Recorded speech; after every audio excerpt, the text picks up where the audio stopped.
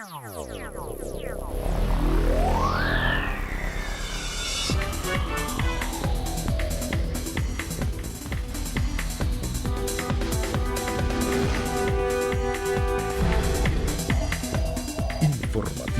Mira TV está en ti. Amigas y amigos, sean todas y todos bienvenidos a la entrevista. Como siempre, un verdadero placer contar con su amable audiencia. Hoy tenemos a nuestro invitado, se trata de Yalmar García Ochoa, él es secretario general del partido COPEI en el municipio de Carrizal, y con él vamos a estar tratando de temas de gran interés: gobernabilidad, democracia y represión, cómo esas tres palabras marcan a una sociedad y a un país. Bienvenido, muchísimas gracias por estar aquí, Yalmar. Gracias a ti, Daxi, por invitarme y por compartir tan importantes temas como es para toda sociedad democrática la gobernabilidad y la forma en que el gobierno interactúa con sus ciudadanos.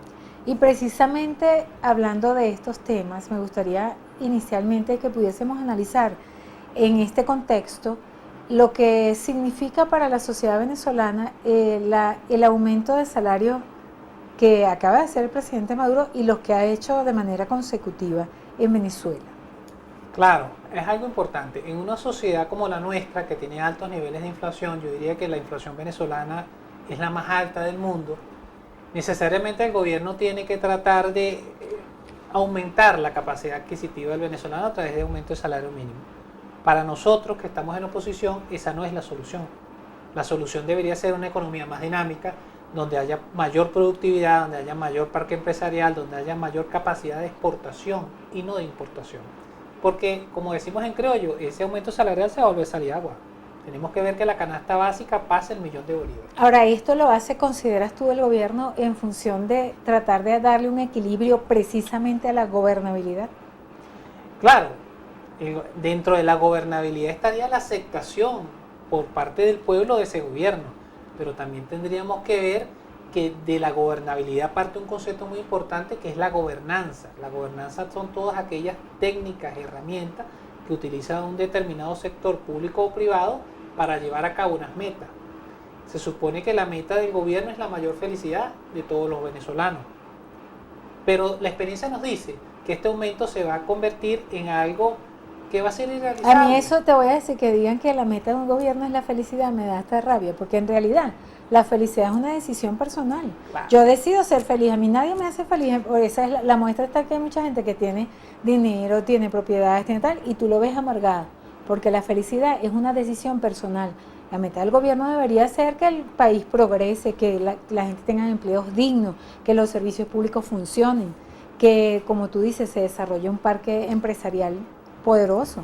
Claro, tú tienes razón. Lo que pasa es que los gobiernos socialistas tienden a tener este holograma o esta imagen de la mayor suma de felicidades. En dado caso, como tú muy bien dices, la felicidad es una emoción que parte del propio ser humano y que la responsabilidad del gobierno debe ser que todos tengamos acceso a los bienes y servicios en la justa medida de las posibilidades.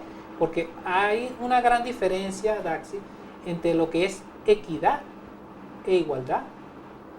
Dos personas, un simple ejemplo, dos personas de una misma estatura son iguales, pero no son equitativas. Para que yo sea equitativa o para que la persona sea equitativa debe tener el mismo acceso a los mismos derechos en la misma cantidad, en el mismo tiempo y espacio.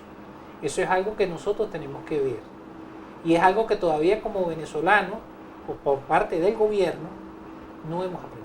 Bueno, fíjate, cuando tú observas que hay personas que quieren llegar a presentar un documento a una institución del sector opositor y no les es permitido, y por otra parte hay sectores del gobierno que quieren ir a un sitio y si llegan, ahí no hay, tienen los mismos derechos todos, tanto los del gobierno como los de la oposición, pero no hay equidad. No hay equidad, porque la equidad, aquí se ha producido un hecho de sectarismo político y de sectarismo a nivel institucional. Aquí se institucionalizó el sectarismo. ¿De qué manera?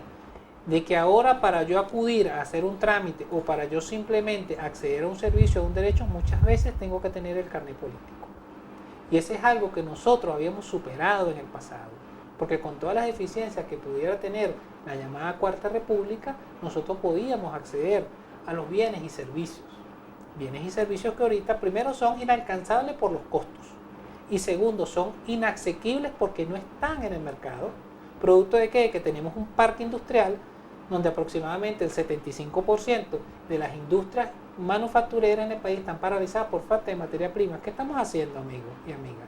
Estamos importando. Dependiendo exclusivamente de la renta petrolera. Es correcto, pero y de lo que pueda recaudar el CENIAR.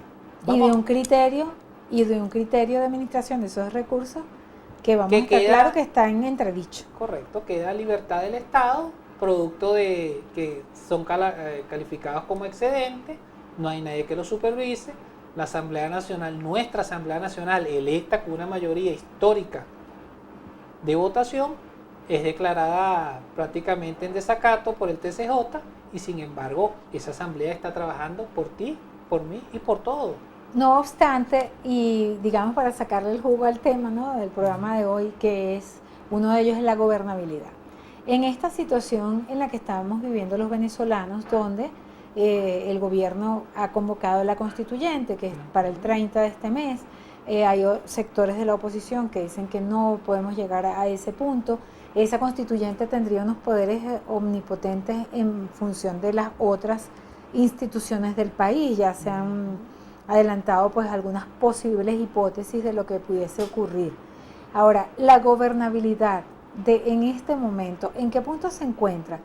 Tomando en cuenta, por supuesto, todo esto que sabemos que está pasando en Venezuela, para mantener un equilibrio por lo menos y no llegar a eso que pues han asegurado algunos sectores y que sería algo terrible para nuestro pueblo, llegar a una guerra civil.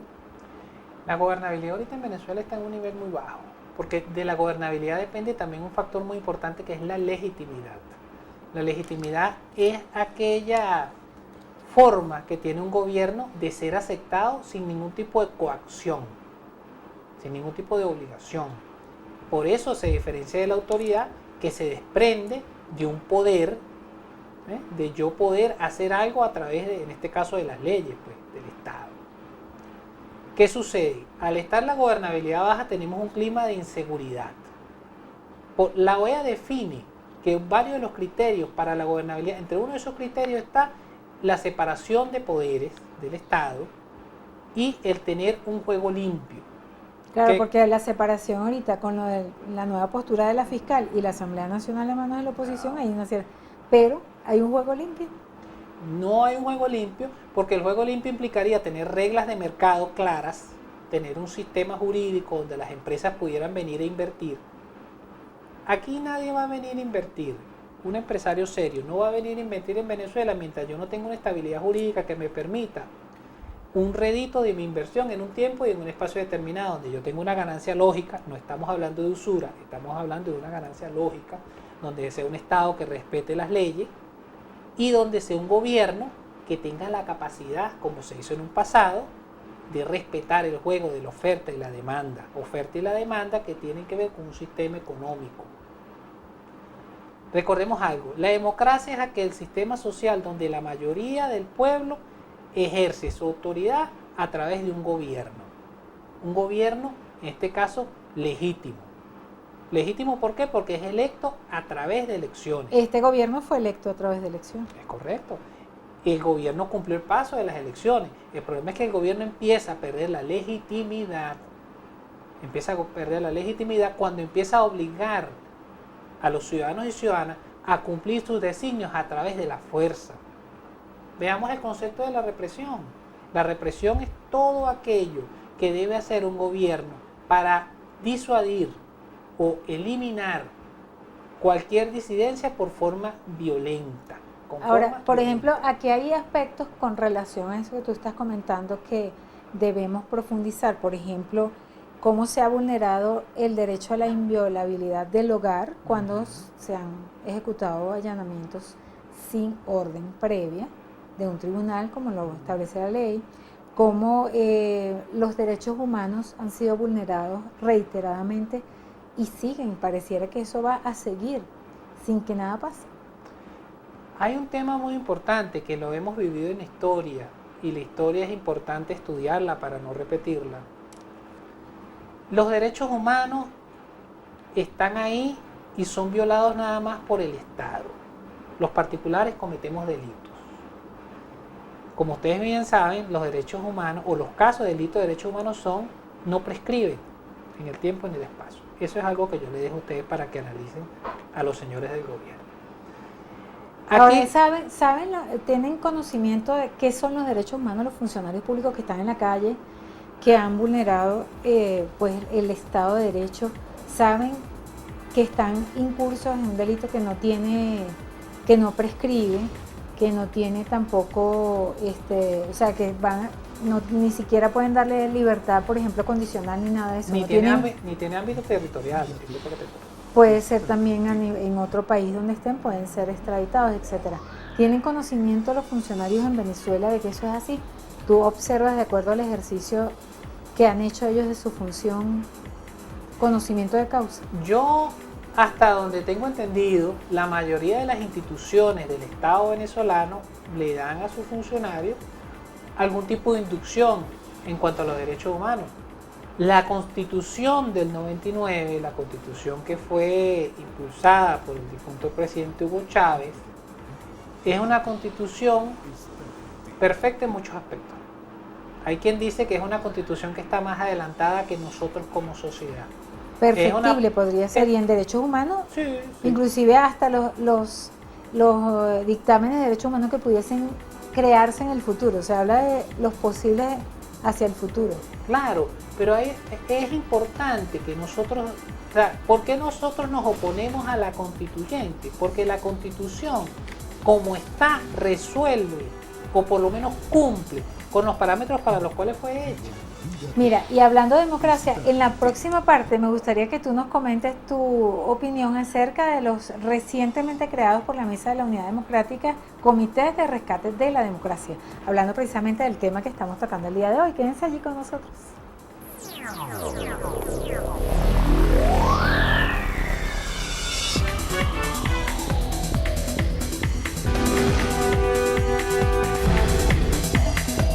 Informativo Mira TV está en ti. Continuamos, amigas y amigos, con Yalmar García Ochoa, secretario general de COPEI en el municipio de Carrizal. Con él estamos conversando acerca de gobernabilidad, democracia y represión en Venezuela. Y quedamos pendientes para que él nos comente acerca de su posición, qué opina de los recientemente creados por la Mesa de la Unidad Democrática Comité de Rescate de la Democracia. Y me gustaría también que nos amplíes de qué se trata, cómo funciona eso y para qué están creados. Perfecto. Los comités de rescate de la democracia son una estrategia que tiene la MUP para defender en un principio los preceptos constitucionales que están establecidos y volver a los principios democráticos universales. Principios democráticos que implican una legitimidad por parte de un gobierno electo por el pueblo, que aun cuando este gobierno fue electo mediante elecciones directas y secretas, ha vulnerado en cuanto al ejercicio del poder para lo cual fue electo.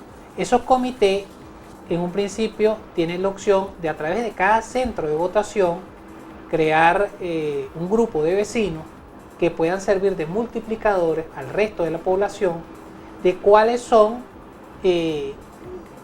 lo negativo de este proceso constituyente, porque es el pueblo, son ustedes y somos nosotros los llamados a defender la Constitución. Eso sería como una especie de digamos, convocatoria a que la gente se active políticamente en función de buscar que la gente no vote, que no participe en este caso en la constituyente. Claro, la idea más allá de la política es que la sociedad civil se organice, para defender sus propios derechos, los derechos que están establecidos en la Constitución, que están establecidos en el Pacto de Derechos de la ONU, desde hace más de 100 años. Esos derechos que nos están siendo violentados cuando nos están matando los muchachos en la calle, cuando somos reprimidos cada vez que vamos a una marcha, cuando ni siquiera se respeta la ley sobre la violencia hacia la mujer, porque están agrediendo a mujeres en las marchas. Eso lo tenemos que hablar. ¿Y dónde lo vamos a hablar? En el núcleo de la sociedad civil. ¿Y cómo se organizan? ¿Quién monitorea este tipo de organizaciones? En un principio existe la página www.cdrvenezuela.com. Pongo mi caso, yo puedo tener un vecino en mi edificio consigo 5 vecinos más, 10 vecinos más, me organizo, accedo a la página de internet, me inscribo y me va a empezar a llegar vía correo electrónico todo lo que son los instructivos para desenvolverme como en el Comité de Rescate de la Democracia. Eso lo está haciendo la MUT. Eso no. lo está haciendo la MUT. ¿Y los partidos políticos qué rol tienen allí? Ok, los partidos políticos como integrantes y como le dan vida a la MUT están sirviendo de facilitadores y de enlace para coadyuvar a la sociedad a integrarse a estos CDR. Ayer, en la Plaza Bolívar de casi todos los municipios del país, se juramentaron estos comités de defensa o de rescate a la democracia para tener o darle esa sinceridad, ese cuerpo ya legítimo como institución. Y esos comités, o sea, ya tú dices que se juramentaron, pero pueden seguirse formando Claro que sí, posteriormente. por supuesto. ¿Qué es lo que estamos viendo por lo menos en el caso de Carrizal? Formamos en un principio 18 comités, cada uno anexo a un centro de votación como referencia de la comunidad que está cerca de ese centro de votación, pero si supónganse ustedes en el centro electoral Víctor Padilla, que es el centro electoral más grande de Carrizal, que está ubicado en la comunidad José Manuel Álvarez, se creó ese primer comité, pero surgen 10, 15, 20 comités más, bienvenidos sean. Esos ¿Y comités, cuántas personas conforman un comité? en un comité, en un principio serían 5 personas. ¿Por qué 5 personas? Porque a cada persona estamos buscando que cada quien tenga una responsabilidad. ¿Mm? Que cada quien tenga la facultad de ser multiplicador. Esto es una situación de información. Aquí la información priva. Tenemos 27 días, si más no me equivoco, para llegar al proceso constituyente. Nosotros no podemos permitir que se establezca una constitución o una nueva constitución que, por lo que nosotros sabemos, porque tampoco está establecido por parte del gobierno cuáles van a ser los puntos que se van a reformar, sino que eso es un secreto sumarial, aquí nadie sabe cuáles son las áreas de la Constitución que se van a reformar, sino que se va a esperar que la constituyente se instale, que decida o apruebe. Digamos que han mostrado algunas líneas, ¿no? A grosso modo. Sí, pero las líneas que han mostrado a grosso modo tienen que ver en un principio con la profundización del Estado comunal, o sea, la sustitución del Estado republicano, que tiene aquí 200 años. Dícese, por ejemplo, alcaldías, gobernaciones, etcétera. Es correcto. ¿Cuál es nosotros nos basamos ahorita en un Estado republicano. Tiene 5 poderes: el poder ejecutivo, el poder legislativo, el poder judicial, el poder moral y el poder electoral. Eso pasaría a ser sustituido por un Estado comunal, donde las comunas, que están conformadas en un principio por 5 consejos comunales, pasarían a ser los entes del poder. Aun cuando no desaparezcan las gobernaciones y alcaldías, estarían supeditadas de cierta forma a este nuevo poder. Ahora, ese siempre fue el proyecto de Chávez, Claro. el Estado comunal. Correcto. Ellos lo que están reeditando, el gobierno lo que reedita fue lo que no pudieron aprobar en el pasado. Otra función muy importante y que nosotros quisiéramos que se nos explicara es la función del Estado Padre, donde el gobierno va a involucrarse aún más en la educación y va a tratar de dirimir cuál es o qué es lo que le conviene a mi hijo aprender o no aprender y cuáles son los valores correctos para el gobierno. Mira, y me gustaría, tú que formas parte de la MUD y bueno, esta semana, estos últimos pasos, cómo está organizándose para precisamente hacer las convocatorias y cómo va a funcionar, por ejemplo, los comités de rescate de la democracia en esta gesta, ¿no?, que tiene abierta la Mesa de la Unidad Democrática en función de oponerse a el llamado a la constituyente. Bueno, la MUP como ente que organiza a los partidos políticos está buscando y ha creado una agenda de calle que se va a profundizar. Yo siempre he partido de algo. La agenda de la MUP es una agenda pacífica y por eso se parte de la no violencia. De la MUP nunca esperen violencia porque la MUP no va a estar con la violencia. Nosotros creemos en que sí se puede cambiar esto por la vía democrática. De hecho, la función principal de un partido político es la vía democrática. ¿Cómo entran, no sé, los comités de rescate de la democracia aquí? Van a servir de multiplicadores de las opciones planteadas por la MUT. ¿A través de qué? sin tener que participar en ninguna organización política de las que forma parte de la MUT, o no es vinculante, o podría también hacerlo de esa manera. Puede, el que quiera inscribirse en un partido político o participar en una organización política en la que hacemos bien la MUT, bienvenido sea. Eso se lo decimos con los brazos abiertos. Ahora, no es un requisito sine qua non. Cualquier vecino, cualquier vecina que esté interesado en crear un comité de rescate de la democracia lo puede hacer. ¿Cómo van a manejar esa data? Esa data va a ser manejada, en dado caso, por la central de la MUD a nivel nacional y se va a mantener en resguardo. ¿Quienes formen parte del Comité de Rescate de la Democracia deben estar inscritos en el registro electoral o no? Sí, es importante que estén inscritos en el registro electoral permanente. Ahora, no es un requisito sine qua non, pero es importante.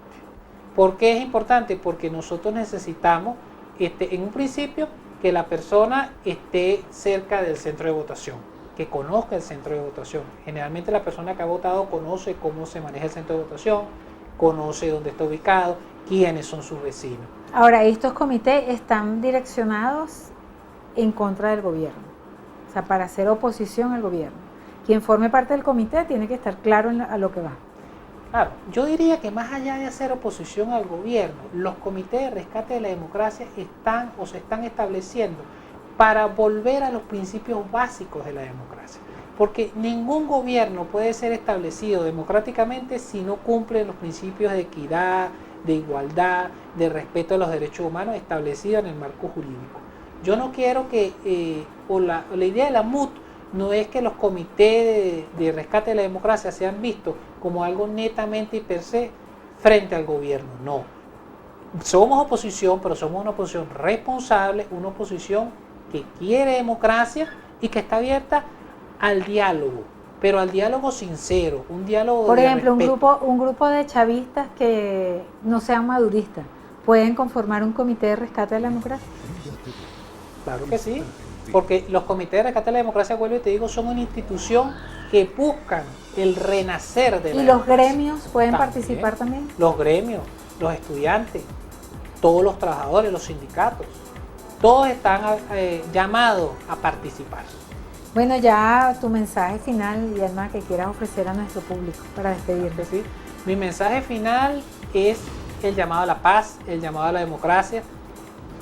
No, la vida política no puede ser de unos pocos, todos tenemos que integrarnos a la lucha por la democracia, por la defensa de nuestro país. Estamos viendo que muchos jóvenes se están yendo del país, que muchos profesionales se están yendo, que hay separación de familia. Por eso los llamo a seguir luchando juntos y siempre en paz y con respeto. Muchísimas gracias. Gracias. Y Almar García, secretario general de COPEI del municipio de Carrizal, quien estuvo con nosotros en este interesante tema. Gracias, Almar. Esperamos pronto tenerte de nuevo por aquí. Con todo gusto. Y a ustedes, nuestros queridos y distinguidos televidentes, gracias por permitirnos entrar a sus hogares a través de la pantalla de Mira TV. A nombre de nuestras productoras Andrea León y Lourdes Navas, quien tuvo el inmenso placer de conversar con ustedes, Daisy Oropesa, nos despedimos deseándoles una excelente tarde.